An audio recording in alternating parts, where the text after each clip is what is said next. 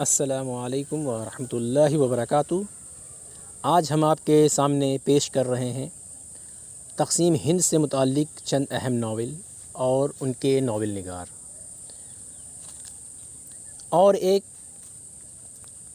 अहम बात ये कि आप हमारे चैनल को सब्सक्राइब करिए, हिंद एकेडमी को। ठीक है, आइए शुरू करते हैं नावल और उनके नावल निगार को। और इंसान मर गया, रामानंद सागर का नावल है। दूसरा नावल खाक और खून, नसीम हिजाज़ी।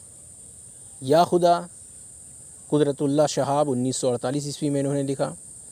एक बहुत ही मशहूर नावल है आग का दरिया, इसको कुर्रतुल ऐन हैदर ने लिखा।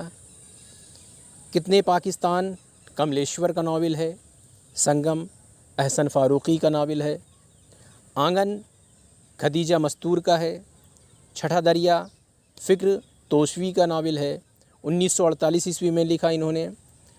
मेरे भी सनम खाने, ये भी एक मशहूर नावल है कुर्रतुल ऐन हैदर का। ये भी जो है तक़सीम हिंद से मुताल्लिक़ है।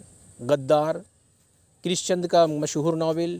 मिट्टी के सनम, ये भी कृष्णचंद का है।